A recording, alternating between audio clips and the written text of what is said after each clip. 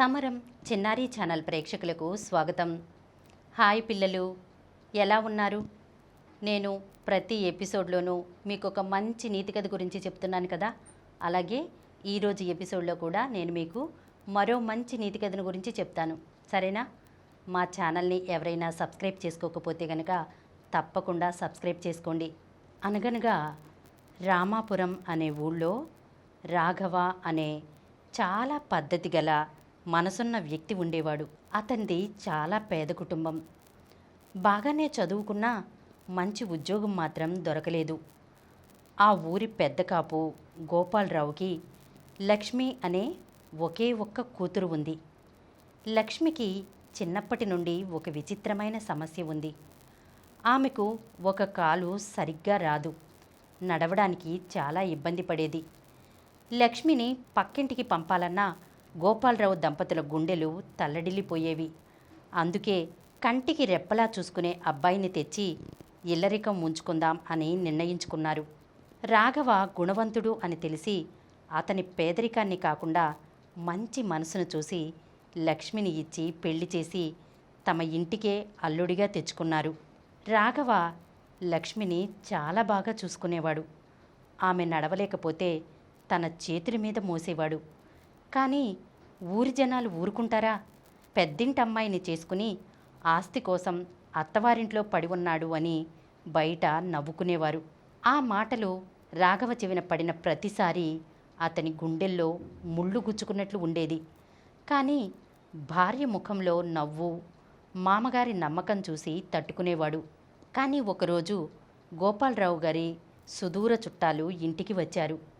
భోజనాల దగ్గర రాఘవ వడ్డిస్తుంటే అత్తగారు అనుకోకుండా ఒక మాట అనేశారు. ఏంటో నాన్న, వీడికి సొంత సంపాదన లేదు. ఈ ఆస్తి ఉంది కాబట్టే సరిపోయింది, లేకపోతే మా అమ్మాయిని ఎలా పోషించేవాడో అని. ఆ మాట రాఘవ గుండెల్లో సూటిగా గుచ్చుకుంది. పక్కనే ఉన్న లక్ష్మి కళ్ళల్లో నీళ్లు తిరిగాయి. రాఘవ ఏమీ మాట్లాడలేదు. ప్రశాంతంగా నవ్వి అక్కడి నుండి తప్పుకున్నాడు. ఆ రాత్రి రాఘవ మూటాముల్లే సర్దుకోవడం చూసి లక్ష్మి కన్నీళ్లతో అడిగింది, నన్ను వదిలేసి వెళ్ళిపోతున్నారా అని. రాఘవ లక్ష్మి కళ్ళు తుడిచి, నిన్ను వదిలేసి నేను ఎక్కడికి పోతాను లక్ష్మి? కానీ మీ అమ్మగారు అన్నది నిజమేగా. నీకు నా ప్రేమ ఒక్కటే సరిపోదు, నా కష్టం, నా సంపాదన కూడా తోడవ్వాలి. నిన్ను ఆస్తి కోసం వచ్చిన వాడి భార్యగా కాదు, కష్టపడే మొగుడి భార్యగా నిలబెడతాను. నేను తిరిగొచ్చే వరకు నన్ను నమ్ము అని చెప్పి ఆ రాత్రికే నగరానికి వెళ్ళిపోయాడు. నగరంలో రాఘవ పడిన కష్టం వర్ణనాతీతం.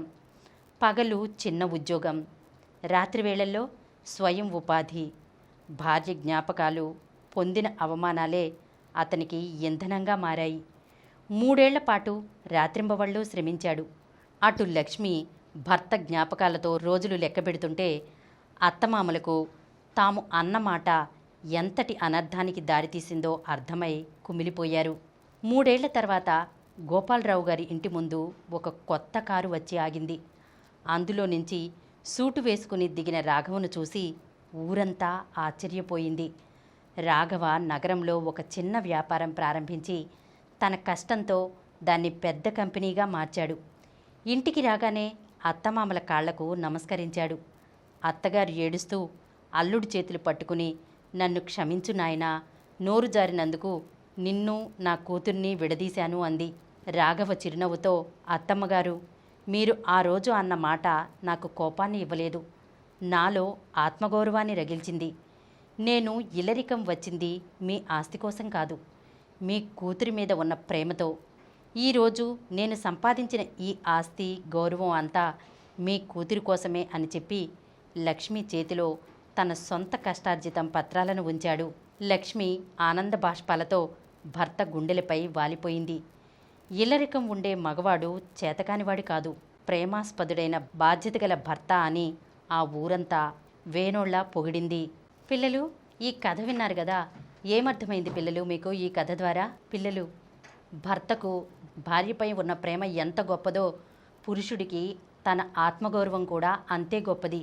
అనుకోకుండా అనే ఒక మాట ఒకరి మనసును ఎంత గాయపరుస్తుందో ఆ గాయాన్ని కష్టంతో గెలిచి చూపించడమే నిజమైన వ్యక్తిత్వం.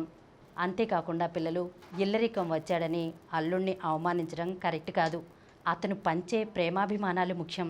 నీతిగా నిజాయితీగా ఉండాలి, అబద్ధాలు ఆడకూడదు, సత్ప్రవర్తనతో మెలగాలి. సరేనా? ఇలాంటి మరొక చక్కని నీతి కథతో వచ్చే ఎపిసోడ్లో కలుసుకుందాం. ఈ కార్యక్రమం మీకు ఎంతో నచ్చింది కదా?